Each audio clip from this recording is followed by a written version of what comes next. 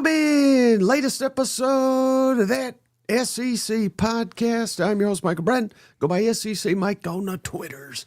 And there he is, everybody's favorite cousin and the best cousin at picking these damn games. Cousin Shane, what's up, brother?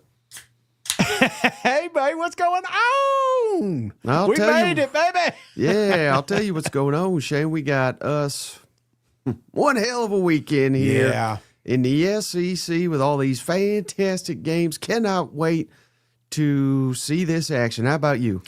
I'm the same way, Mike. I've told you, I've been telling you all week, it feels like a good one. Feels like a real good one. A lot of upset potentials here. We're talking about the top six here, 6 games.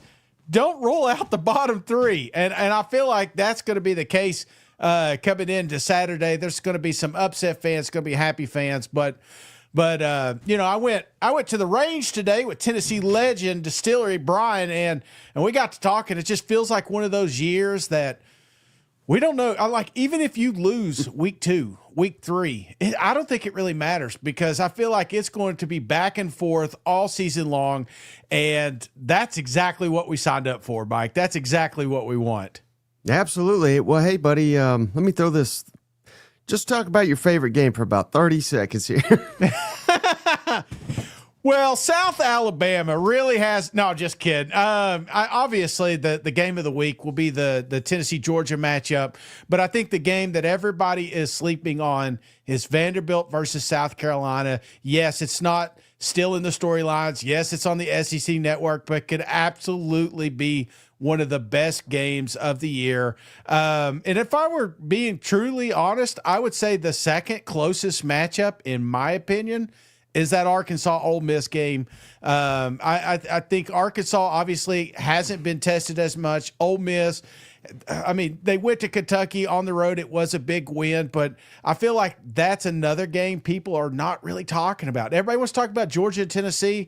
Everybody wants to talk about Notre Dame and A&M, but I feel like 2 of the games, or even Florida and LSU, those are like the 3 marquee games, but I think the other 2 are going to be just as good, if not better.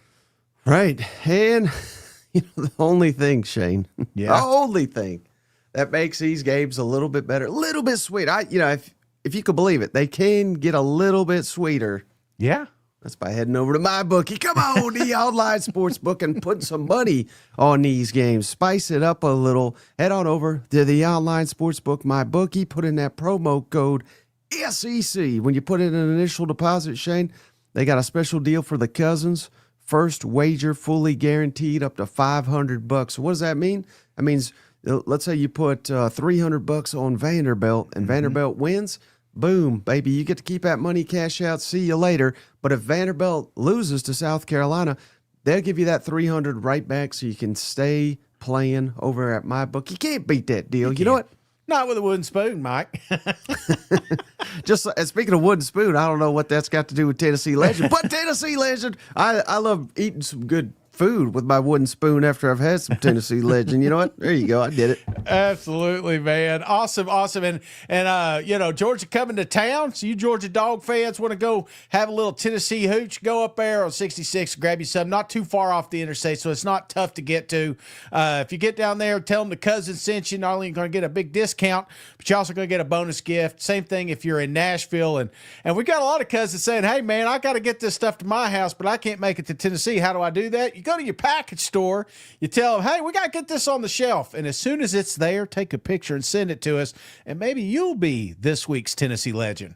Oh, well, you know who's not going to be this week's Tennessee Legend, Shane? Who's that?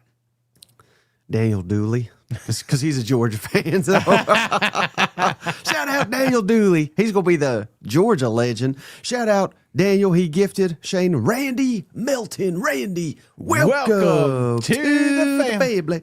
Courtesy of Daniel, who better not be related to Derek. I was just thinking. Dooley. Yeah. Them politicians down there. I didn't even think about that. Shout out Michael Dunlap. Gave us $5. Death, taxes, and kicking Vanderbilt's ass. Pavia don't know what he's walking into. You may be right, man, but I don't know. It sounds like he's had you circled for a while, so you may know exactly what he's walking into. Yeah, and I'll tell you who knows exactly what he's walking into. The big cuz. Legend, Cousin JR has done it again. He's back. He's JR. He's gifted. He's feeling good about this matchup, Shane. He's gifted to Matt Baker. Matt, welcome to the family. Courtesy of the legend JR. Is he going to come back after Tennessee wins, you think? That's the only thing I'm afraid of. It's like Tennessee wins and then JR's gone. Don't put that evil on us, Shane. Come on. And Liquid. He's the cousin guest picker. Hell yeah, Liquid. For this episode. So we'll reveal his picks here in a minute, Shane. He is gifted to Chad Finster. Chad, welcome to the family. All right, Chad, we got a loaded show here. Well, Mike, it's just got a little more loaded with Steven up. Oh, Steven up. Come on now. Boys showing up for them boys in Tuscaloosa. It's Steven up. Roll Tide. Yeah. Shout out Steven up. He's gifted James Ruth, Stephen G, Tim Reynolds, Thurman Merman. What a name there. Art Holka. Welcome to the family. Courtesy Steven up. Steven up now that he's on the winning side after week 2. And they're going to be winning. Well, he figured if we can't be number one in the AP, I might as well be number one in donations. Good for you, Steven. We appreciate you, buddy. Hell yeah. Thank you, cuz. Appreciate all the cousins. I think we hit at the same time. Jerry also sent one. South Carolina wins 37-17. Gamecocks get 4 sacks, 2 from Stewart. Spurs up. I love it. I absolutely love it because they're all feeling it. That's the crazy part about this Saturday. There's a lot of teams, I think, going into their game thinking they're going to win. Like you ask South Carolina fans, they're going to win. You ask Vandy fans, they're going to win. You ask A&M fans? Oh, you stop it, you bastard. Arkansas fans, Ole Miss, I just feel like that's where we're at. We're going into a lot of games where those fan bases are just going to be so disheartened if they lose, but excited if they win. Mm-hmm. Well, one other, Shane. Yeah. Great sponsor we've had for 5 years now, PrizePicks. Go check them out. PrizePicks.com. Put in that promo code SEC. You play 5, you get 50 over at PrizePicks. And it's daily fantasy. Yeah. We love PrizePicks because they feature college football. So you ready for my PrizePicks selections? Hear it, Mike. Let's hear it. Now, here's the dangerous part of these, Shane. I'm always afraid just go tip my picks. You know what I mean? Yeah. But I got to give out the best prize picks I can. So yes, I'm going DJ Lagway, half a passing touchdown over LSU. Give me the more than. Ooh. But so here's the trick. So I'm not trying to lose our LSU people. He's also got interception, half an interception. Give me the more than. So I think he's going to throw a touchdown. I think he's going to throw an interception. I feel like those are safe bets on the road at LSU. And I feel like that doesn't tip my hand whatsoever. No, very possible too. I like these low ones, you know? Yeah. Sometimes you get carried away and you're like, you got to have 30 points in a game or something like that. It's like, no, give me 1 touchdown. That's all I need. I mean, it could be, you may be down 4 scores. Not saying Florida's going to be down 4 scores, but you get that last one, guess what? You're a winner. So everybody wins when you play Prize Picks. And then I also like Marcel Reed. His is half a touchdown. Come on, Shade. He's got 7. Wait, 7. Just passing only? Just passing. Okay. So he does have to throw it, but he's got Casey Concepcion. He's got, the badass there, transfer from Mississippi State, Mario Craver. He's got all kinds of weapons to work with. He's playing Notre Dame. Give me Marcel Reed more than a passing touchdown. Yeah. And same deal with Diego, brother. I know Carolina's feeling cocky going into this game, but he's got 5 passing touchdowns. He just needs a 1. Not saying Vanderbilt wins. I'm saying Diego gives you a passing touchdown, probably to Eli Stowers if I had to guess.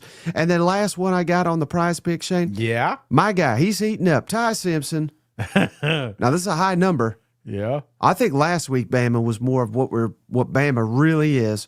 247 passing yards against Wisconsin. So can he get to 250? I say, yeah, he can. Probably get there in the first half. Give me Ty Simpson more than 247 passing yards.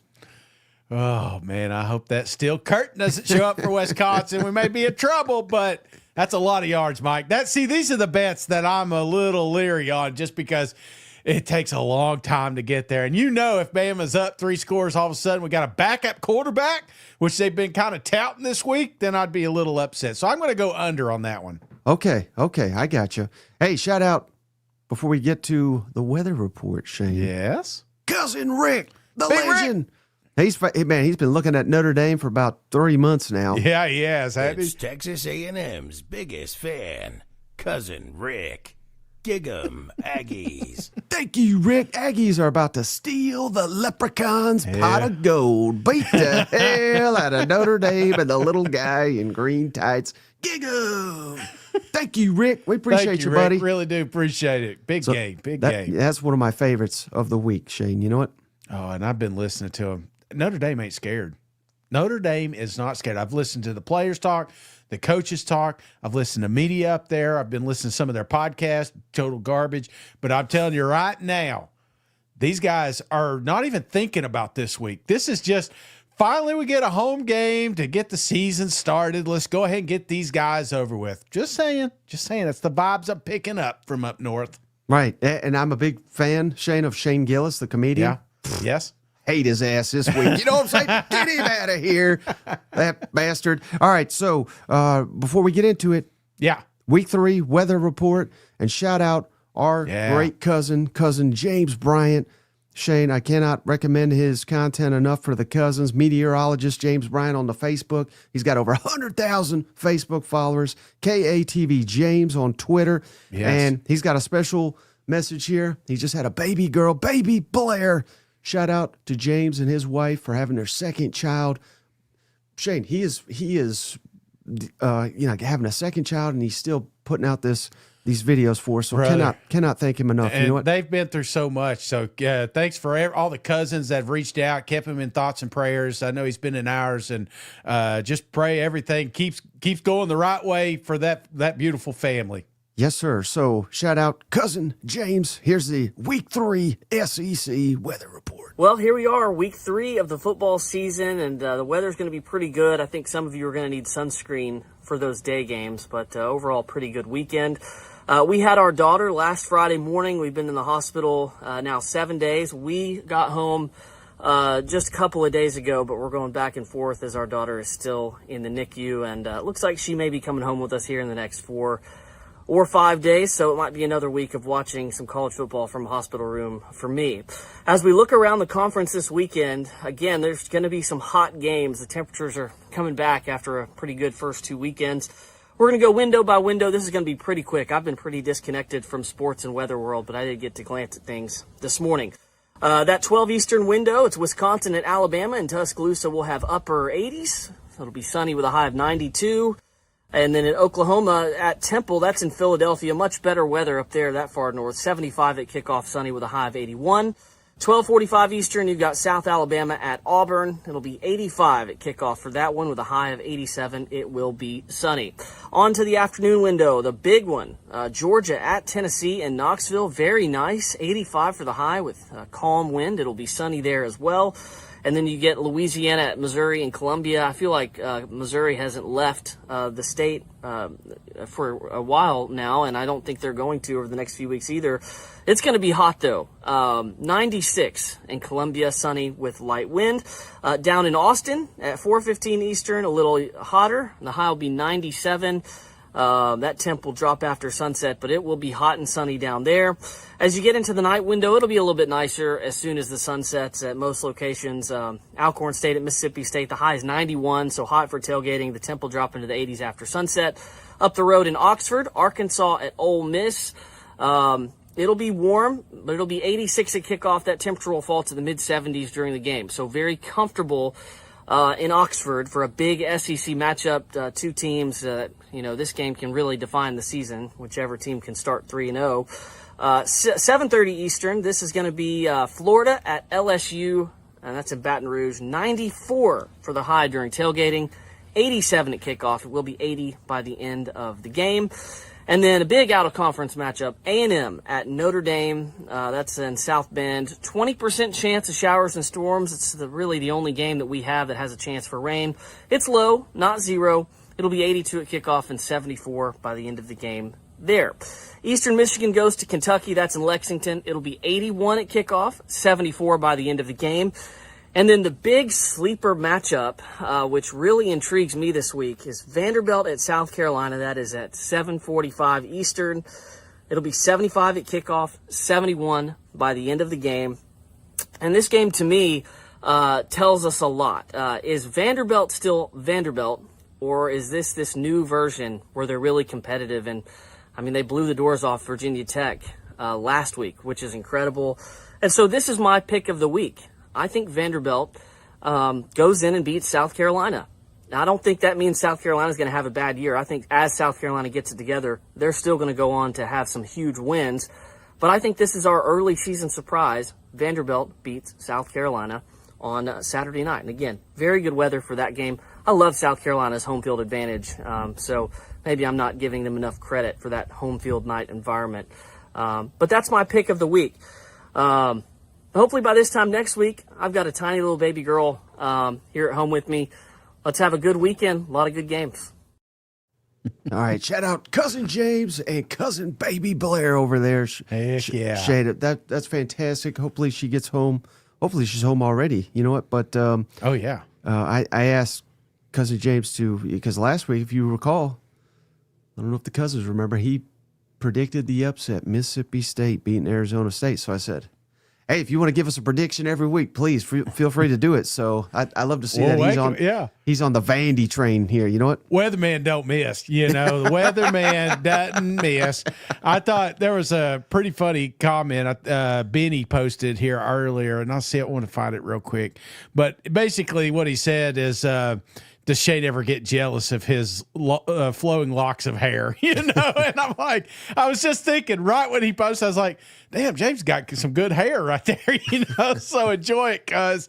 Hey, but you know what else we enjoy, Mike? What's that? Family growing, and that's what we got here. Brandon gifted a membership to Eric Fountain. Eric, welcome to the family. Courtesy of Brandon Norwood. We also got a new family member, Razorback 69. Come on in. The water's fine. Razorback, welcome to the family. Appreciate you, cousins. Let's see. Did I miss another one? There's so many green. Yeah, Austin just came in. Yeah, Austin. Look at big Austin coming through here. Austin gifting a membership to Andy Costello. Andy, welcome to the family. Is that like a famous person? Andy Costello? That sounds like a famous person. I don't know. Maybe I just... Andy, you got a fancy family. Name. I love it. Shane nailed that segue. Thank you. Thank you, Liquid. I thought I did too. Now I'm messing up. Brandon, welcome. Oh, wait, no, shit. He gifted. He's already gifted. Okay, now I'm butchering that segue. This one's going to Chris. Chris, welcome to the family. Abbott and Costello. That's what it was. Okay. Yeah, I was way off. You were close. Yeah, I was kind of Basically close. the same thing. All right, Shane, let's get into the picks here. So many games. Not as many as, well, actually, not as many as the last couple, thank goodness, because we got some conference games. But let's start with the one game that is, we don't have a point spread for, FCS opponent, Alcorn State at Mississippi State, Shane. 6 o'clock Eastern, 5 Central, ESPN and SEC Network Plus. Mississippi State coming off the big win over Arizona State, 24-20. Alcorn, Shane, they're 0-2. Oh, Yeah. no, not a good team. That means they're going to get whooped. How bad is Mississippi State going to beat this damn team? Oh, they're going to get another L this week, Mike. 0-3 Alcorn coming in. But I do think that there's a little bit of a letdown here. There's going to be some sluggish play. I feel like a couple 3-and-outs. Don't be surprised if Alcorn State doesn't get a score or two. I don't think it's a pretty game just because of it's just natural, right? But I never think that it is a game. Yeah. Give me Mississippi State 38, Alcorn State 13. Oh, 38-13. Yeah, 38-13. I didn't say it's pretty, but it's a win. All right, 25 points. I would buy that if this was a, like a G5. Yeah. This is an 0-2 FCS. And they ain't got Air McNair. May he rest in peace. Not on this team. Not on this one, Shane. This is Mississippi State, red hot. They're feeling themselves. I get it. There probably will be. You're right. There's a little bit of a letdown. Yeah. But let down still. 48-0. Mississippi State cruising to 3-0. Time to give Mississippi State some love. Give them some respect. Put some respect on that name, Shane. And hopefully Alcorn didn't play jingle bells during practice because Mississippi State takes offense to that, I hear. Sven says 144-3. All right. Well, hey, it better be that here, Shane. Shout out Kentucky. Yes. Hosting Eastern Michigan. Now, we do got point spreads for the rest of these games. Kentucky, 24.5-point favorite. Over-unders, 47.5. 7:30 Eastern, 6:30 Central on ESPN. Who you got winning this one? Oh, you thought last week was bad, Mike. I feel like this is another one. I think you have to pay to watch this game. I don't know. You may have to.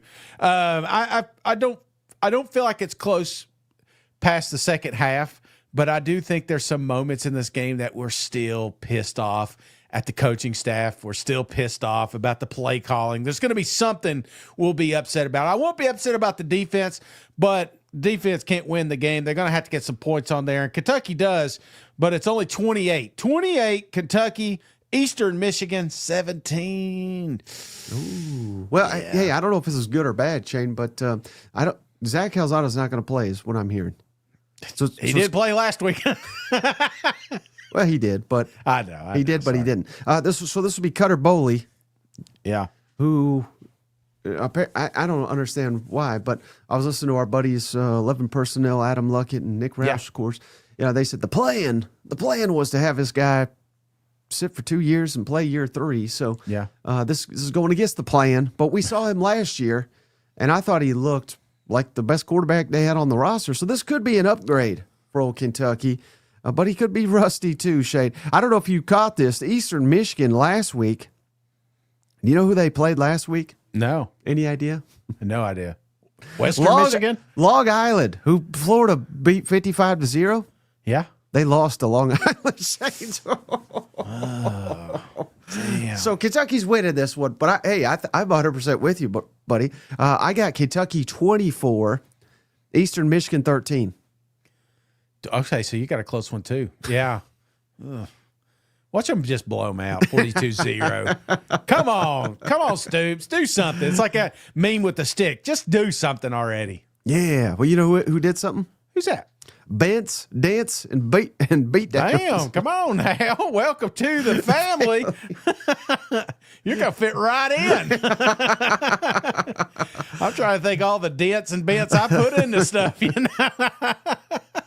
Hey, how about this one, Shade? Shout out them red hot Sooners playing at Temple. Remember, they're in Philly. They're on the road. Number 13, Oklahoma. 23.5-point favorite on the road at Temple. Over-unders 52.5 points. Noon Eastern, 11 o'clock Central, ESPN 2. I don't know if you know this, Shane. Temple's 2-0. 2-0 on the season. Beat UMass, which I think they're in the SEC based on how many games they play down here. And they beat Howard. So, again, 2-0, but maybe a little deceiving 2-0. Oklahoma at Temple. Who you got?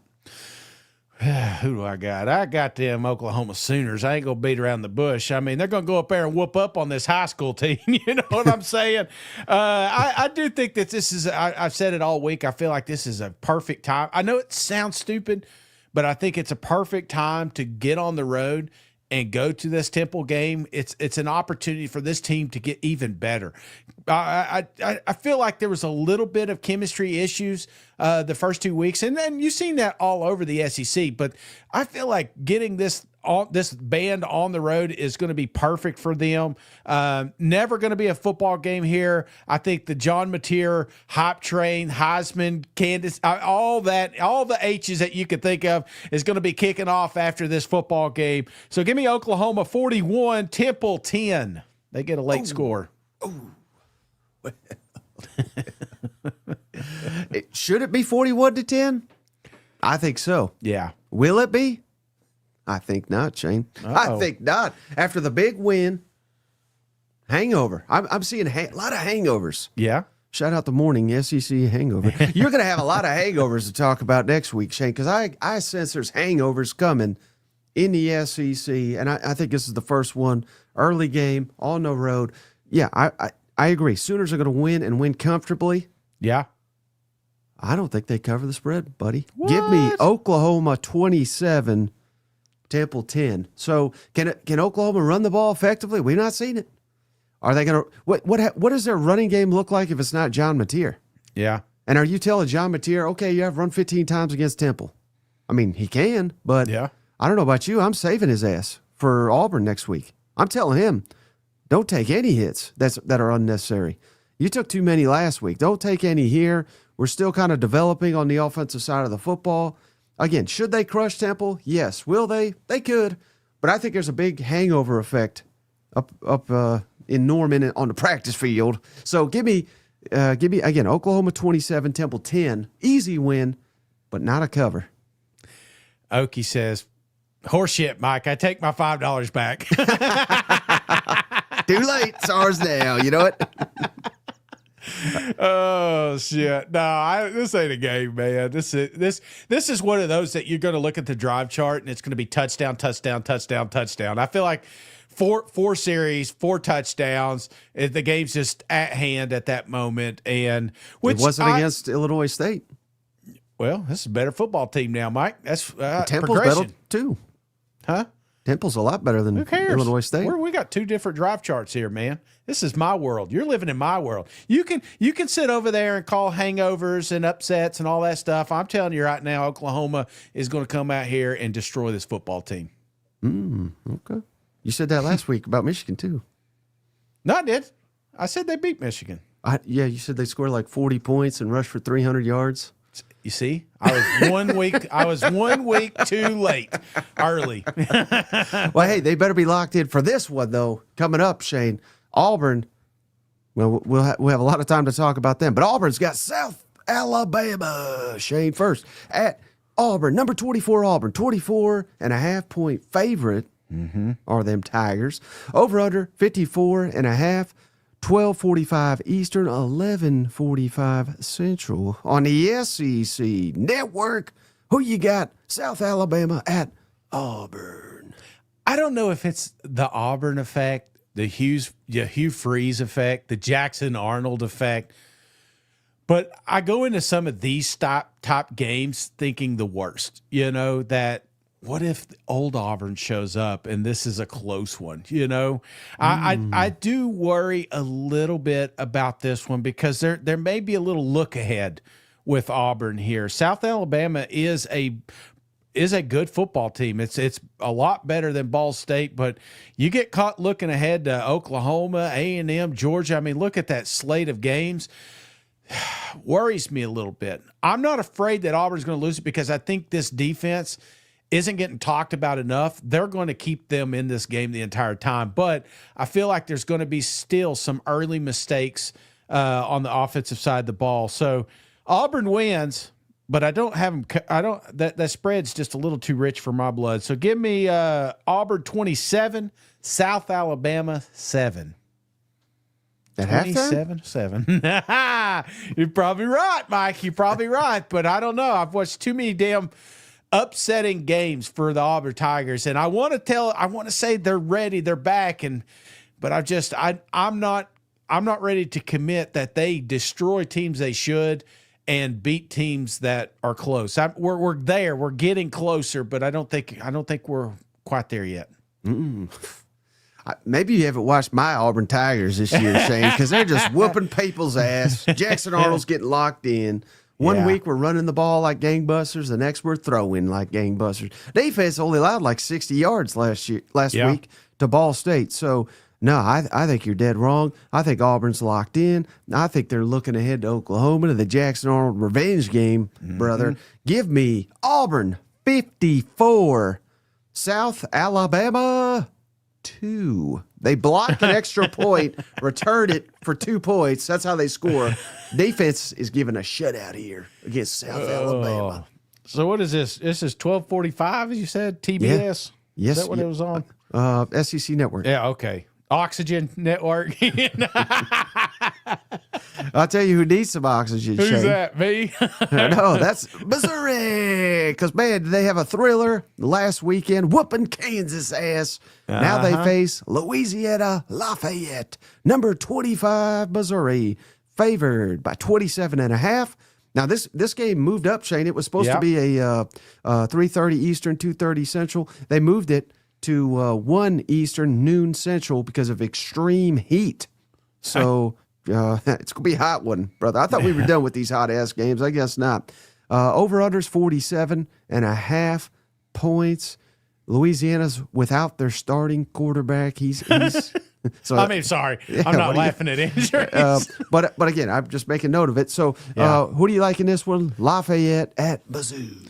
Apologies for him and his family. That was inappropriate He's a laughter. former SEC quarterback. Come on, Walker Howard. I was just thinking, man, like, you need all hands on deck, and you're like, I'm not going to have a quarterback. They're just bringing up some of that Cajun heat with them. But, no, Mike, this one here, you always, like you talk about that little bit of a hangover effect, a little bit of look ahead effect, but I don't think that's the case here, Mike. Similar to what I said about Oklahoma earlier, I feel like this team, this team's hitting on all cylinders, and they love making their fans happy. And I feel like this is one of those. Let's pour it on. Let's let some people. We're finally in the top 25. Some AP voters got their heads out of the ass, put them in here, and now I feel like this is their time to shine. Pad them stats. We're going to be talking Bo after this game. Give me a big one here. Mizzou 45, Louisiana 14. I wish I had a hangover button for this week, Shane, because I feel another hangover coming here in the SEC. I don't know how you could see it any other way. Of course, we've only seen 2 weeks of play, but we've essentially seen, I'd say 2/3 of the conference have a hangover performance. Yeah. This is going to be Missouri's hangover performance. So it's hot. They're moving the kickoff. You think they're going to want to spend a ton of time? I mean, they literally move kickoff because of extreme heat. They're going to want to get in here, get the hell out of here, get with a win. The Louisiana's never going to be a factor in this game. Hell, they're out of without their quarterback, which cracks up Shane. Give me Missouri 30, Louisiana 6. So I like Louisiana and the points because I think this is going to be low scoring. I think it's going to be a quick game. Run it out, just run all over these bastards. 30-6. Missouri wins easy, but they don't cover. Okay. Laugh at that, you son of a... All right, how about this one, Shane? Your boy. Well, really, Steven's boy. Texas, mighty Texas, number 7 in the country, favored over UTEP by 40.5 points, over under 52.5, 4:15 Eastern, 3:15 Central on the SEC Network. How bad is them Longhorns going to whoop this team's ass? Oh, man. Is Arch playing? I know he's banged up, but is he going to be in this game? He's shitting himself on the field, I think. Hey, man, I felt like last week was a get-right game. Obviously, there was still some mistakes being made, but this is a process. I really do feel like this is a good football team on both sides of football, especially that defense, but it's the offense. That's the concern. That's what we all are interested in. And I feel like this is a classic, we're going to have some firework kind of game, You're going to get your money's worth if you watch the UTEP. If you like scoring, you're going to like this one. I think you said it was 52.5, right? Yeah. Well, I got Texas getting 52 of them and UTEP 0. Come on, let's get a shutout for them Longhorns. Yeah, I think it could happen, Shane. I really do. Yeah. But I'm giving UTEP 6. So they get lucky somehow. I don't know. A couple field goals. I don't know. But how many first downs does UTEP have in this game? Give them 7. 7. Okay. I was thinking 3.5. I'd say 4. Give them 4. How about this, though? I saw the statistic. Let me look it up real quick, dude, so I can get it perfectly. I mean, I can't believe this. This is going to blow your damn mind. Uh-huh. Of course, I know it's just been 2 games, right? Yeah. But Texas on third down this season, they've only converted 1 third down of more than 4 yards. Mm-hmm. Isn't that damn crazy? That is crazy. With freaking Arch Manning, Steve Sarkisian, all these great receivers that everybody wants. They're too deep at running back. I know the offensive line's a little bit of a work in progress, but they're all damn 5 stars. Yeah. To not be able to convert on 3rd and 4 just one time this year, that's wild to me. So we got to start getting this shit solved. Yeah. Before we anoint this damn team, and that'll be something that I'll be looking at. Of course, they may not have many 3rd and longs in this game, but if they do, I want to see them converted. That's going to be a key. I was just say all that because that's the only interesting thing I could find with this game. Give me Texas 45. Give me UTEP 6. So actually, I got UTEP covering, Shane. Yeah. I'm not giving Texas any more benefit of the doubt that they can just cover 50 points every week till they actually do it. So easy win, but I like UTEP for a 1-point cover here. Yeah, it wouldn't surprise me if it's one of them 63-0 games. This isn't going to be. I mean, it'll be fun to watch, but after a while, it will not be. Let's get some backups in here. Well, speaking of back up. I put this right here just for you, Sharkeesian. Shout out our friends over at Hello Tushy, Shane. This week, cousins, you want to get yourself 10% off over at Tushy, hellotushy.com. Get you a bidet. So that Steve Sarkeesian, there's no camera in it. I can guarantee you that I've inspected mine. But I'll tell you, Shane, as each passing day comes, I look forward to going in there and using my Hello Tushy, hellotushy.com, promo code ThatSEC for 10% off your full order. Put a camera in there, Sharkeesian, whatever your name is. I don't mind one bit because I'm enjoying myself now that I got a Tushy. You know what? I don't know it because I don't have the camera, but I'll take your word for it, Mike. I do think that this is a fantastic gift, and you can't go wrong. Christmas right around the corner. You want to try something unique? Give mom and dad. This is it right here. Tushy, promo code ThatSEC. I'm telling you, Shane, hook it up. It'll change your life. 10% off ThatSEC. All right, Shane, how about this one? Yeah. I know you're excited about this. Alabama hosting Wisconsin, number 9, Alabama. They righted the ship. They're 20.5-point favorites. Over-unders 46.5. Noon Eastern, 11 a.m. Central. Nationally televised. Why is this nationally televised? I don't know, but I don't care, Shane. It's always good to get more eyes on a Big Ten beatdown. How bad is Alabama going to whoop that Badger ass? Pretty bad. Alabama doesn't lose to Wisconsin. I don't know what the Wikipedia is, but I would imagine there's been 0 games won by Wisconsin. There will continue to be 0 games won. This is going to be all tied, and I feel like this is a big game, Mike.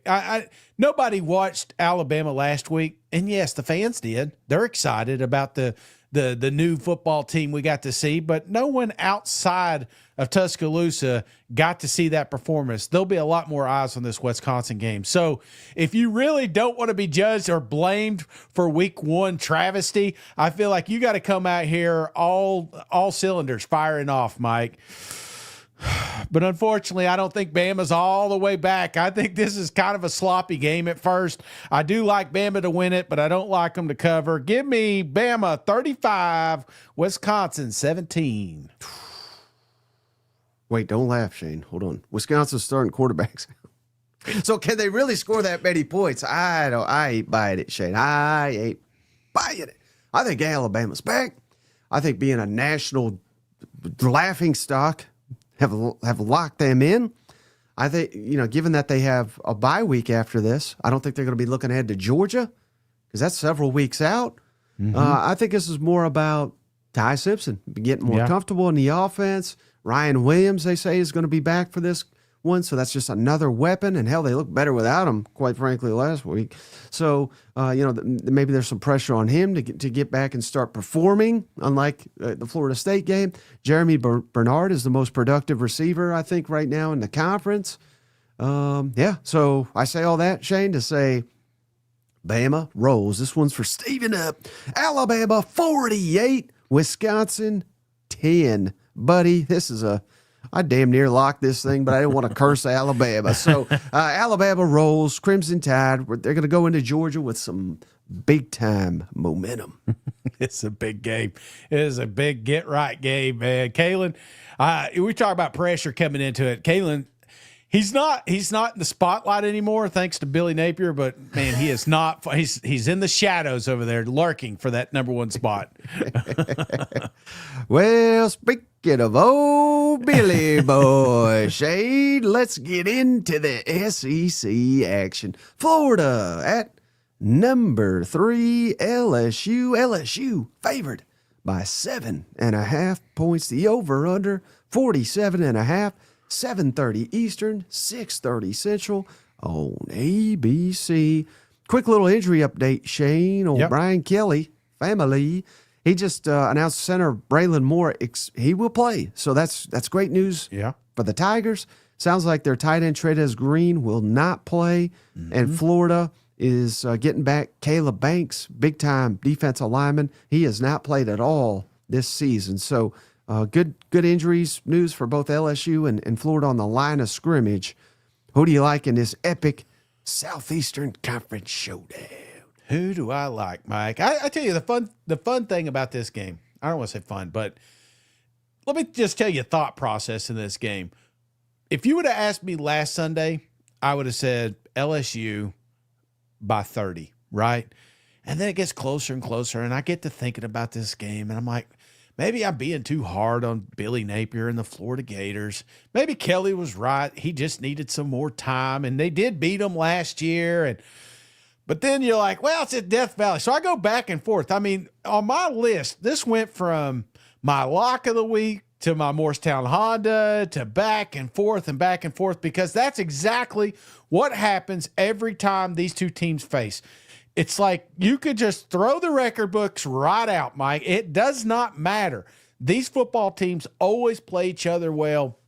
Doesn't matter if it's in the swamp. Doesn't matter if it's in Death Valley. And I think that's exactly what's going to happen here. This is going to be one of those damn brawls. And it may be what LSU needs. It may be what Florida needs to get back in the boat, back in good graces down there. But I've got to pick a winner. And I think the last possession belongs to the LSU Tigers. Give me LSU 28, Florida Gators 20. Would it really surprise you, though, if Florida pulled off a crazy miracle here? And I wouldn't even call it a miracle, but just it would be an upset, but it wouldn't really surprise me, would it? Would it surprise you? No, I just feel like after last week, what if? What if it was a one-off for Florida? What if DJ does take that step back and he looks like he did in 2024 or Nuss gets exposed like he did at College Station? You like play all these old games in your head and you're trying to figure out what it's going to look like on the football field. So no, it would not blow my mind if Florida wins this thing. Mm-hmm. We got to get back to the ground game. Yeah, that's what we got to do if we're Florida. This has got to be a Jaden Boss special. Yeah. Give it big, beautiful running back 25 to 30 carries. Make them stop him instead of what we did last week and let him go gangbusters and then just forget about him for the rest of the game. You know what I mean? So that's what I want to see. Billy's offense is predicated on running the football and play action. Where the hell's that play action? Let me see it this week. That's going to be critical. LSU defense heating up. I think the defense is legit. I'm still kind of concerned a little bit about their offense. And not necessarily Garrett Nussmeier, but some of these receivers. Aaron Anderson's awesome. The rest of them, I don't know. I'm a little wary of old LSU's weapons and not having Trez Green. I think that's, he's a matchup nightmare on the outside. So getting Caleb Banks back for Florida, I think he'll go right into the weakness of that LSU offensive line. So that's an edge to Florida. Florida, LSU, they hate each other. Boy, do they hate each other. So, yeah, I think this is back and forth. If only it wasn't in Tiger Stadium at night, Shane. So give me LSU 24. Give me Florida 21. This game comes down to a field goal late in the fourth quarter. LSU rolls on, and we'll be sitting here next week. Hey, Billy and Florida, they're looking better. You just got to give them another week to see what they can do. But I think they're gonna impress Impress in a loss. That's kind of the Billy way. You know Is what? that it? That's where Look we're good in at. a loss. Yeah, we're back. All right, how about this one, Shane? Oh, man. We go from one game that may be a slog to one that could be nothing but fireworks. Come on, Arkansas at number 17, Ole Miss. Ole Miss favored by 7.5 points. The over-under, 61.5 points. 7 o'clock Eastern, 6 Central on ESPN. And, buddy, I can't figure out. This quarterback situation, Shane, Austin Simmons, they listed him as probable. Uh-huh. I've heard some Ole Miss insiders say, hey, I don't think he's going to play. So I don't know. I don't know. I'm assuming he's good. I'm assuming Lane Kiffin ain't lying about the injury report. So I expect Austin Simmons to play. I expect Taylen Green to look like $1 million. Yeah. But what are you expecting in this one? Tough one. And it's tough because you get so excited about what Taylen Green has done for Arkansas. At least I do. I watch this offense. I said, man, Bobby P's cooking over there, man. And then you turn on an Ole Miss game. It's been kind of up and down and mistakes here, mistakes there. They're just not hitting on all cylinders. And I'm like, but it's Ole Miss. It's Lane Kiffin. There's no doubt in my mind they're going to field a good football team, a potentially great football team.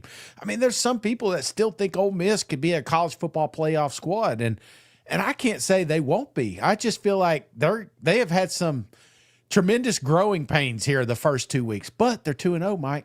They're absolutely 2-0, and you look at Arkansas, they've not really – have they played it? Maybe they just played a lot of cupcakes, you know? Maybe they get exposed here. But if it were in Arkansas, I'd probably lean a little more Razorback here because those fans are feeling it, but it's not. It's down in Oxford. And because of that, maybe it's because I picked the baby blue shirt. I don't know what it is, Mike.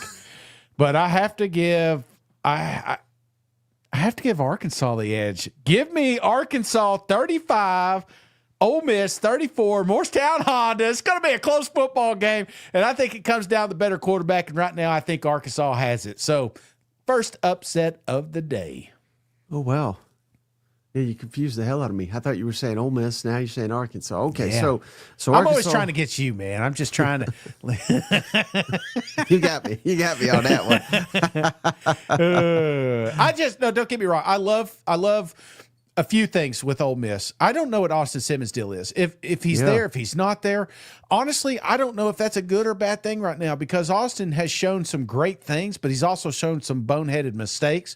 I do like the running game they have. I feel like that I'd give them the edge there. The Arkansas, I can't really. It's the defense on Ole Miss that I enjoy more than Arkansas's defense. So I'm kind of going pros and cons, but for me, it was just Taylen Green brings so much to the table, and the fact they're getting him early in the season, I feel like Taylen's as healthy as he's ever been, knock on wood, and a healthy Taylen with these receivers emerging could be a fun show here. Ole Miss is going to be tested big time. Wait, yeah. So I think you've confused everyone now. So you locked it and Morristown Honda did? Oh, not locked. I'm sorry. Morristown Honda, not a lock. Not a lock. Sorry. No. Okay. The lock's later. It's coming. My bad. All right. Maybe it's my fault. Well, you said a lot there, Shay. You know one name you didn't mention? Yeah. What? I think there could be a narrative at the end of this game that this guy could be the most underrated running back in the Southeastern Conference. And am I talking about Kywin Lacey, who currently leads the SEC with 246 rushing yards? I am not, Shane. I'm talking Arkansas's Mike Washington, who, Shane, I don't know if you're aware, he's averaging 10.8 yards per carry. God, give this guy the rock. I think this could be a break. Everyone's talking Taylen Green. I'm right there with you. I got him number one in the quarterback power rankings. But the guy that I think is going to, he needs a Robin to Taylen Green's Batman. You know what I mean? So I think that's Mike Washington in this game. I think Bobby Petrino cooks up something special. I think this is going to be a weird, wacky game. I'm still not quite sure what to make of Ole Miss defense. Again, we all get enamored with Kiffin and Jackson Dart, first round quarterback, but it was that defense that was leading the way last year. And they kind of clamped down against Kentucky. But was that them clamping down? Yeah. Or was that the Calzada being Calzada? I don't know. But I think we'll find out by the end of Saturday, Shane. So I'm kind of disappointed that you picked an upset here because it's a double cousin curse, buddy. Give me Arkansas 35, Ole Miss 28. I'm totally cooled on Ole Miss, cooled on Austin Simmons. I don't think he's got it. I think it's a back and forth type game, but Taylor Green, I think he's starting to emerge, Shane, as a national Heisman contender.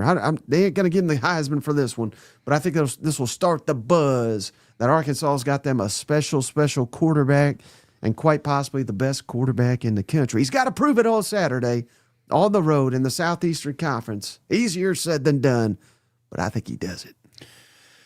Well, Mike says it best, and Arkansas is screwed. When you cursed it, I knew it. I was like, don't you do it, Mike. Don't you do it. You are probably right. And Mike, on a scale of 1 to 10, like how 10 being like super confident, how confident are you that Arkansas wins this game? 9.5.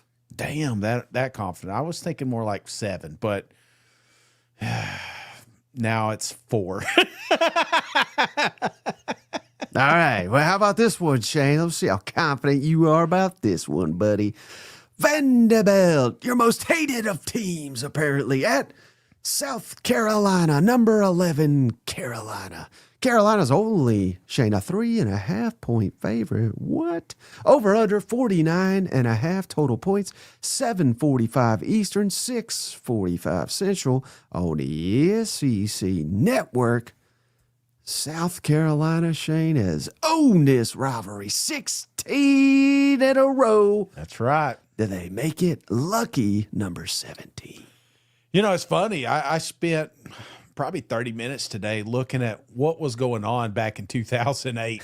You know, I'm just trying to think what was life like, you know, when Vanderbilt last won in this series, which the housing market kind of hit. So, you know, and I will say this, man. I'm a little worried about South Carolina. I know they're sitting there at the 11 spot and they think their shit don't stink, and Shane Beamer's wall's not as full as it used to be this time last year, you know, but I feel like he needs a little ammunition, don't he? I feel like he needs a little fire, and Vanderbilt is a football team no Gamecock is afraid of. Why? Because they owned them last year. There wasn't a lot of teams that just kind of pushed around Vanderbilt. South Carolina did that last year with a tremendous defense and, you know, the emergence of Lenore Sellers. It was just, I think they feel like they're just going to do it again. And now it's at home. And I'm telling you right now, these Vanderbilt Commodores are playing some damn good football.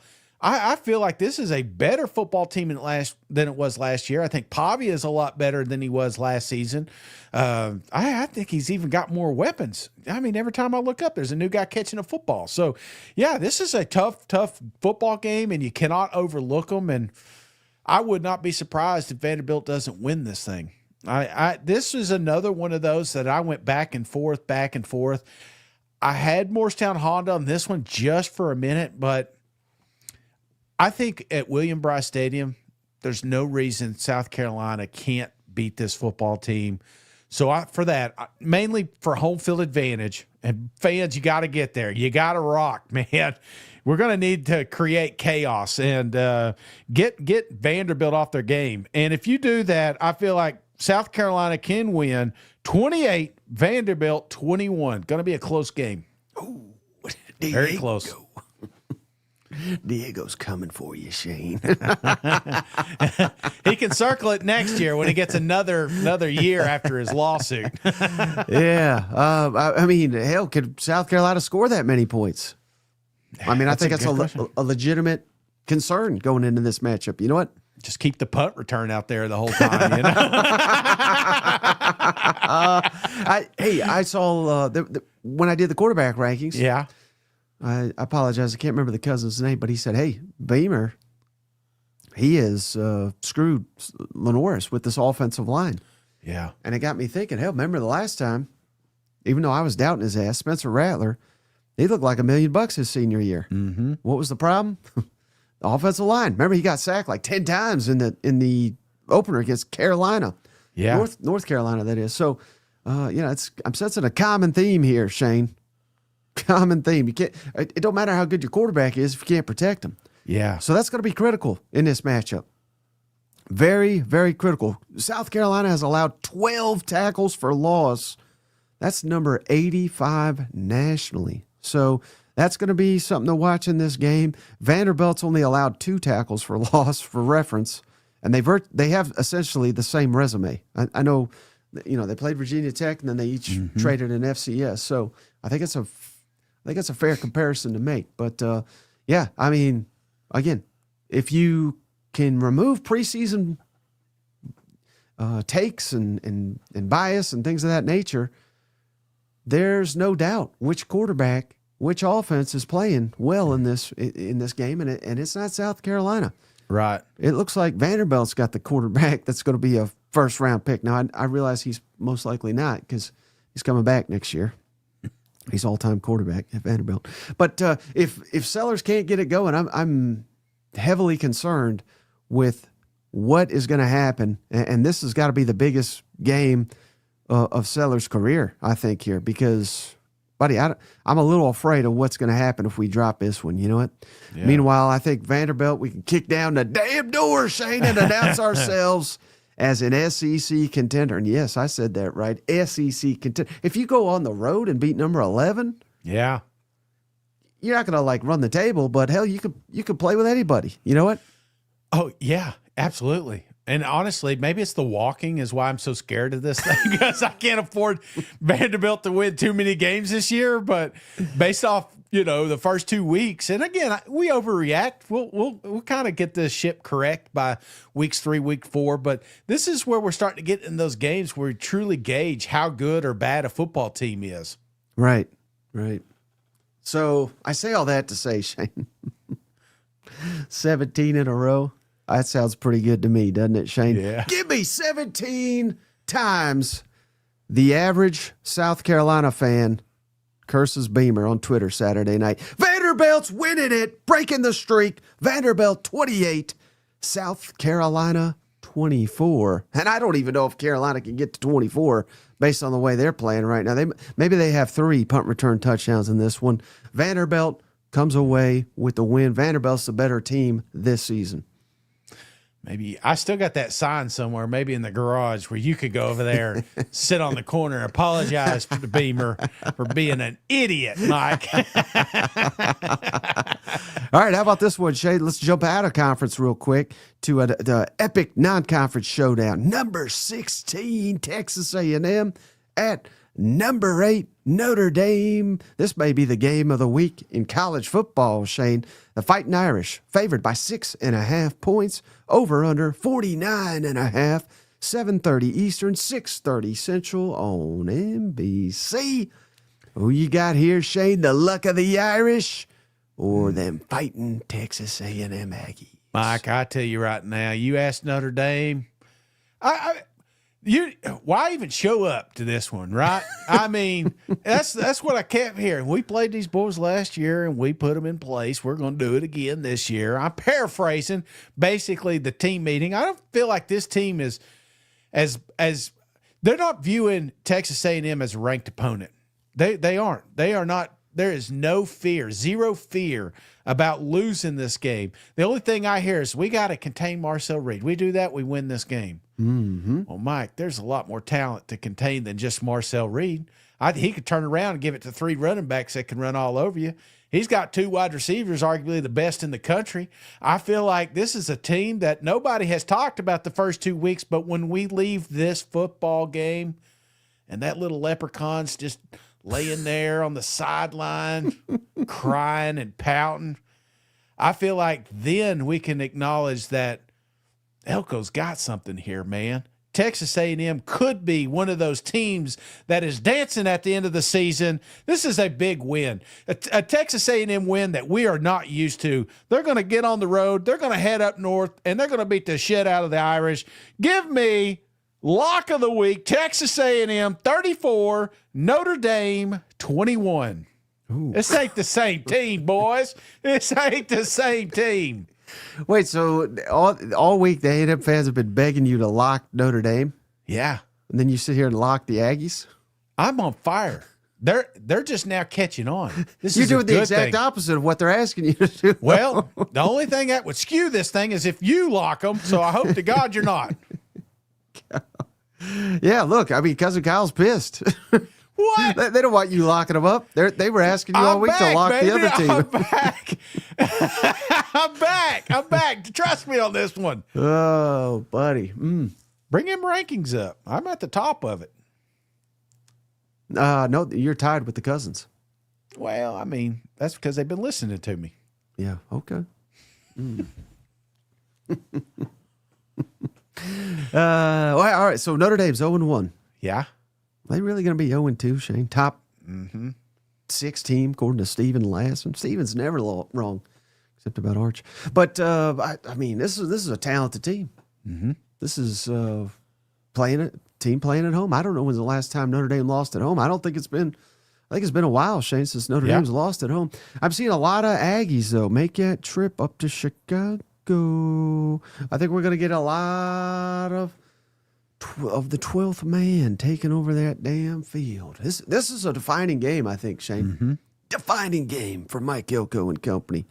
Now, is the season lost if you lose it? No, but you're going to be written off. You really will. You'll be, same old A&M. Yeah. Maybe you could be like a B-class team, and I'm talking this season. I'm not talking all time.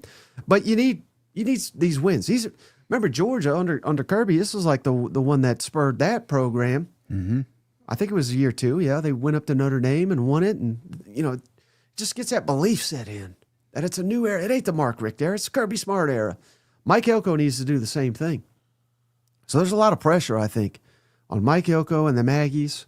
I think they have just as much, if not more, talent than Notre Dame. Mm-hmm. I'm a little concerned though about Texas A&M's defense after 2 weeks of play.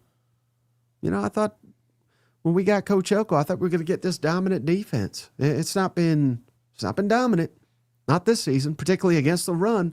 So, and what's Notre Dame? They got a first-year quarterback. They got an All-American running back. So, a little bit concerned about this one. I ain't going to lie, Shane. Marcel Reed's look like $1 million. They're telling us he's Joe Montana 2.0. He better be, Shane, because I think you're underrating Notre Dame. I think they're very good. They got outclassed by Miami. Yeah. But they never gave up in that game, Shane, and they could have easily given up. So I say all that, Shane, to say, give me them Aggies. Come on, you already know it. Give me Texas A&M 33, Notre Dame 30. I think it's a lot high-scoring game because, again, not totally bought in on A&M's defense yet. I know Cassius Howell's amazing. Yeah. If he gets 3 sacks and 3 plays again, I'll never pick another team to score 30 on him again. But we need a more complete A&M defense. York is one of the best linebackers. I need to see it. They got to see it against the Fighting Irish this week. No excuse. We're in the SEC. Time to eliminate Notre Dame from playoff contention in their second game of the season. How brilliant would that be if they could get that done? But A&M, put them in the top 10 if they win this game. You know what? The Reaper. Look at that little Irish. That Irish guy kind of looks like you.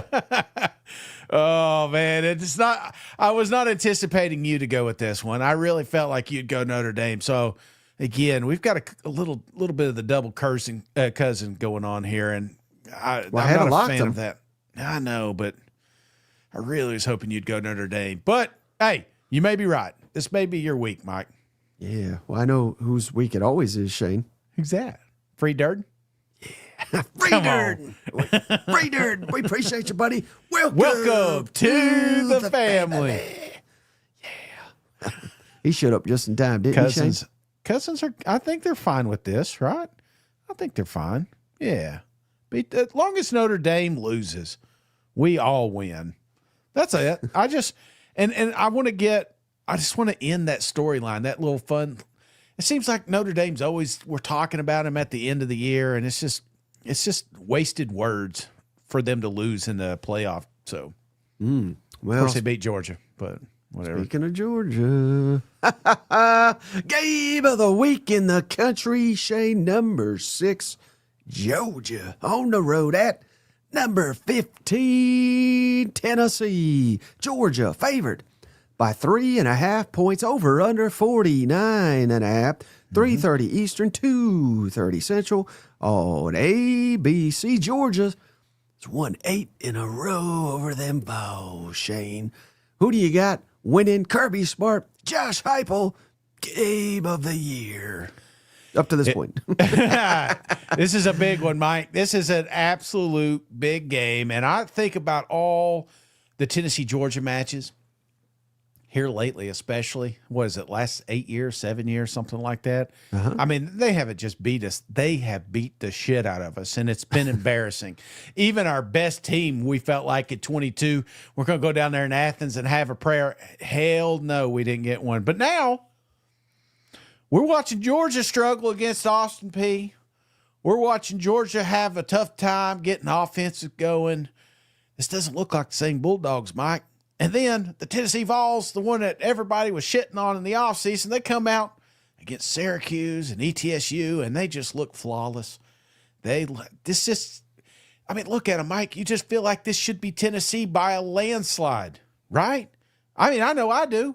As a Tennessee homer, I'm looking here, I'm like, it's like something that sounds too good to be true. You know, it usually is. Like you're buying this car. You see it on a marketplace. You're like, how's this thing only $1? You know, because it's a scam. That's what it feels like. It feels like Kirby Smart is doing this on purpose. He's down there with them Georgia Bulldogs, and he's going to release them on the Tennessee Vols. That's what you're expecting. Not this year. Not this year, my friend. This is a different Tennessee team. It's a different Georgia team. And I see all that media out there saying, hey, I think Tennessee will be a fun pick, but I'm going Bulldogs. Not so fast, my friend. This is the year Tennessee Vols get them. Give me Tennessee 31, Georgia 24. Make it loud, make it proud. Tennessee getting a big win since 2008. I don't know what year it was, but it's been a long time. So I'm looking forward to it. And I may be wrong, but I'm telling you, Mike, it just feels like the stars are lined up. 31 on Georgia? Hell yeah. Just ain't Kirby's. He ain't got the same defense. It ain't the same defense. Okay. I'll tell you what. Yeah, if Tennessee scores 31 points, yeah, they will win this game. Hell, they may whoop Georgia's ass. You know what? Yeah. But I don't know, Shane. I don't know. This is I don't recall Tennessee ever scoring 31 on a Kirby defense. So that's got me really concerned for this matchup. Tennessee's banged up. You know, you said a lot of nice things there. You didn't mention starting corners are both of them are out. Jackson Moy, one of our best defensive linemen, he's out. David Sanders, 5-star true freshman. He hasn't suited up yet. Is he going to suit up in this game? It's kind of looking doubtful. Yeah. I don't know. Injuries favor Georgia, Shane. I'll tell you what's going to dictate this game, though, I think. First downs. I think first downs are going to be critical, both sides of the football in this game. Because you want to keep Joey Aguilar. Third and long against Georgia's pass rush. I know Tennessee's offensive line has looked good, particularly run blocking, but they've not been tested in the pass blocking truly. I don't think Syracuse is a good judge. Georgia's the ultimate judge. If you're in third and longs all day, you're going to get smoked here. Yeah. Same deal, I think, with Georgia. You got to win first down when you got the football because we got to keep it third and medium, third and short for old Gunner. Right. Because I think if Gunner, if you ask him to beat I know Tennessee's down some corners, but if you're asking him to consistently beat Tennessee on third and long, I don't think you can do it. I really don't. So I think that'll be critical to this football game. Man, it's going to be rocking. Checker, Neyland, Shane, College Game Day, Pat McAfee, all the glory. I mean, I can't even remember the last time Josh Heupel lost at home. I think it was Georgia 2 years ago. Shit, it was a bad example. But Tennessee doesn't lose at home, Shane. You know it. We know it. Checker Nealon. Go Vols. Lock of the week. Georgia 27. Tennessee 14. Georgia's going to kick their ass. Come on. You already know. Georgia's going to make it 9 in a row. Lock of the week. Oh, I like this one here. If Tennessee scores 31, Mike has to get a Kirby haircut. I tell you what, if Tennessee loses this game, I'll find a Kirby wig and I'll wear it on Sunday's show. It ain't happening. Give me them Vols, baby. Kirby wig. Where'd you gonna get that? I don't know. I'm sure some dumb store will carry it. I have been noticing the Halloween stores are popping up. Yeah, they're back. Just get that Dumb and Dumber haircut. Yeah, you know what? That's what I'll wear. I'll wear the Kirby. I'll find it. There's one of them Halloween stores in Pigeon Forge. I'll swing in and find one. So, how confident are you in this Tennessee win? I'm confident. I've never been more confident. In fact, I almost went to this game, Mike. I said, you know what, the hell with it. I want to be there. I want to be there when this happens, see the game day, go to the tailgates, maybe get kicked out at the end, from police escort, something like that. But I thought about doing it, but I feel like the cousins need to be a part of it. So Saturday, what I've decided to do is this is going to be the game we watch. This is the game I'm going to get drunk, and it may be a great game. It may be a bad one, but you guys are going to see the emotional roller coaster of a Tennessee-Georgia matchup. Could it be Shane crying on a live screen? No. Okay. Well, maybe because I'm so happy, It's like watching your kid walk for the first time. Hey, shout out. Here's an update from our buddy Liquid, Shane. Yeah. Liquid's week 3 predictions. Again, he's our cousin, celebrity cousin picks. Liquid's got Georgia 45, Tennessee 27, beat down. Good night. The meltdown would be epic. Texas A&M beating Notre Dame 27-21. Liquid likes Ole Miss to beat Arkansas 28-17. South Carolina getting a win over Vanderbilt 35-27. LSU beating his Florida Gators 24-21. Bama rolling over Wisconsin 42-23. Texas beating UTEP 65-6. Oklahoma beating Temple 48-6. Missouri beating Louisiana. Can't see the score, Shane. 45-3. Mississippi State 55. Alcorn 3. Auburn 45, South Alabama 10, and Kentucky. Look at that Kentucky score, Shane. 13-10 over Eastern Michigan. Picks courtesy of the legend Liquid. Damn, Liquid. How bad did it hurt to write 24-21 in that one? I've been there. We just want to keep it close. Keep it competitive, That's as Honda Morris sound as a close loss, Oh, man, have they fallen. Liquid, I laugh now, but you know damn well there's going to be a time where on this podcast we're going to be talking about how great Florida is, and you're going to remind me of these jokes I threw out 5 years ago. All right, Shane, so last thing I always like to ask you, if the games play out the way you predicted, what's the biggest storylines in the SEC come Sunday? Great question. Best Tennessee team since Hendon Hooker, I think that may be one of them. Obviously knocking off Georgia is going to be a big one in my opinion, but don't sleep on Arkansas upset, Lane Kiffin losing one. I think that could also be one. Maybe a little more talk about how great Taylor Green really is, because a lot of people gave a shit. Every quarterback list that's come out, and you got Taylor Green on, they're just like, what the hell, And then they've not even watched an Arkansas game. A healthy Taylor Green right now, he's playing out of his damn mind. And if he continues that and he beats Ole Miss, I feel like that could also be a storyline. Maybe we get him in that Heisman talk. Right. And again, if Arkansas wins, we're going to shout out Mike Washington, I think is a big, maybe the most underrated running back in the Southeastern Conference. Remember that name. I think the storyline will be Diego Pavia and him and Vanderbilt, just how far they've come. Because remember, I got Vanderbilt winning going into South Carolina. I think that's going to be a huge, huge storyline. And A&M. A&M has arrived, I think, is the story. I think you overlooked that one, Shane. If they go to Notre Dame and whoop their ass, and even if they win, hell, win by 1 point, it doesn't matter how many you win by. If you win, I think the story is A&M finally is realizing that massive potential. If they lose, they're just same old 8-4. They'll probably go 8-4. I mean, the jokes aside, they probably will if they lose this damn game. So that's the difference, I think, perhaps, of making the college football playoff and not. It'd be great for the SEC, eliminate Notre Dame's ass, potentially get another SEC team in there. So those are the storylines, I think. And Georgia was just carpet bag in our ass first 2 weeks. Yeah, that's what I'm afraid of, man. I ain't gonna lie. I mean, it's fun to talk about how bad Georgia could be, even though you know how good Georgia can be. Right. And they do. Kirby does get up for these games. I'm not blind to that.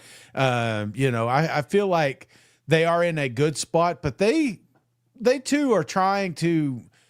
I'm just not used to Georgia working out kinks this far into the season. It feels like they've already a finished product, and I'm not. I don't think we're completely settled on that offensive side, and there may be. I mean, this could be a freaking awesome. There's gonna be a lot of awesome games Saturday, man.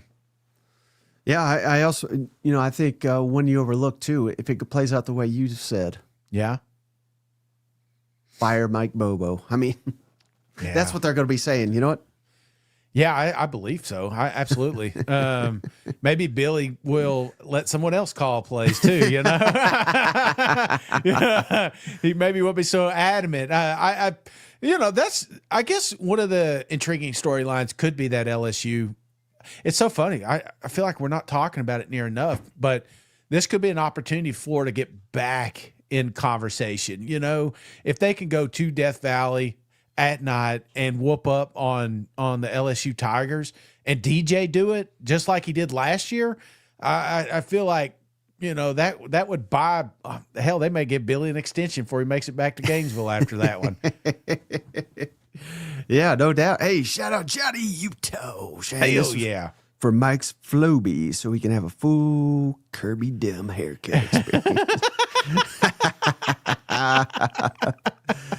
David Chambers, bourbon bet Shane on the Ole Miss game.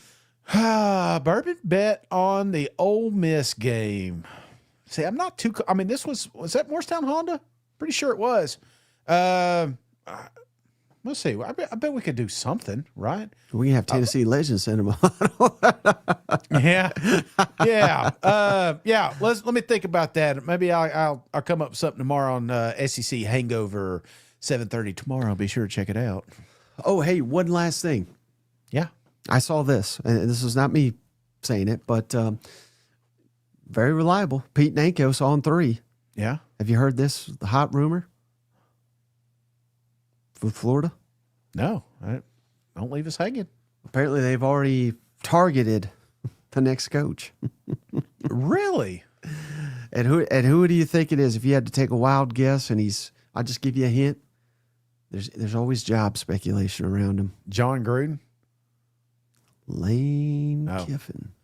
So, again, how's that going to disrupt Ole Miss again this week? Yeah. He's already got his eyes on the next job. Of course, they were saying the same damn thing about 12 months ago, and it didn't work out. But, again, that's Pete Nankos reporting. Florida's already targeting Lane Kiffin to replace Billy Napier. Yeah, I mean, he's supposed to be at Auburn right now too, so I don't know. He turned that one down. Yeah, I don't know. I'm not buying any more Lane Kiffin talk until I see something in writing. Period. I mean, it's fun. It's fun to say Lane Kiffin. It's fun to say John Gruden. I don't know. I don't. Lane Kiffin, I just don't know. For me, it's the money too. Do you think Lane Kiffin would take a pay cut to go to Florida? Being honest. I mean, probably not. But why would he have to take a pay cut? I don't understand that. Well, it's just the money. I mean, we're talking buyout and hiring Lane Kiffin. That's a lot of money for them Florida Gators. Not saying it can't happen, but here's the deal, Shane. With these coaches, they want to win, right? Can you win national championships at Ole Miss? Hell yeah. since the last 50 years? Where's the evidence of that? Last season, they're Did they make the a couple playoff? plays away from making the playoffs. Can you win a national championship at Florida? I mean, I'm telling you, that's what he's going to look at. Yeah. So we'll see if he believes that or not. You don't think maybe he, I don't know, made a mistake like that before and went to USC? Or maybe he's just trying to get another pay bump. Okay. From Ole Miss, Yeah. But I feel like this may be a cash grab, in my opinion, man. Usually when names get floated around like that, it's that old Mike Gundy approach. Get me paid. he should just grow a mullet and get it over with. Yeah, just get it over with already. All right, hey, yeah, you may have already won me over on that, but anything else before we hop off here, Shane? No, again, just remember, be on tomorrow, 7:30. We're going to talk a little. I don't know what we're going to talk. This one here, I think we're just going to Lane Kiffin. We're going to talk Florida. Lane Kiffin for 30 minutes. I'm going to read you a book. No, I'm going to get you 30 minutes closer to kickoff. We're going to talk a little bit more about the games. I've got a few more lighter side of the SEC that we'll be posting. I look forward to seeing everybody there bright and early. And if you can't make it, that's all right. It is recorded. You remember them old times you had to put the tape in? You ain't got to do that no more. YouTube, you just pop on there, give me a thumb. Hey, just pop on there, give me a thumbs up, and get the hell out of there. That's all I'm asking. I appreciate you guys doing it. We are going to get together Saturday and watch the Tennessee-Georgia upset, so that one's going to be awesome. And Georgia upset. JP, my man, I appreciate you putting in the work. Got today's shout-outs together. Daniel Dooley, Michael Dunlap, Cousin JR, Dakota VFL, Liquid Flames, Jerry Withrow, Stephen Up, Cousin Rick, Brandon Norwood, Austin Wayne, Brandon McLever, Crazy Cheese, Okie Dre, BS, Frank, Mario Pandolfo, I messed that up, David Chambers, James, Cole Tipton, Derek Henry, and Ben Helms. And thank you so much for everything that you guys have done to help this show run. And I appreciate JP again for putting that together for us. Yes, and JP, maybe add how to say these names for Shane next time. All right, that's going to do it, Shane. Oh. On this episode, Lane Kiffin, he's called me. He says, shut up about me leaving. But that's going to do it. We'll catch you on the next one. All right, see you guys. Go Vols. Hey, buddy, this beer's for you, Mike, and Cousin Shane. That SEC podcast loves the Pirate, and the Pirate loves that SEC podcast. Hail State.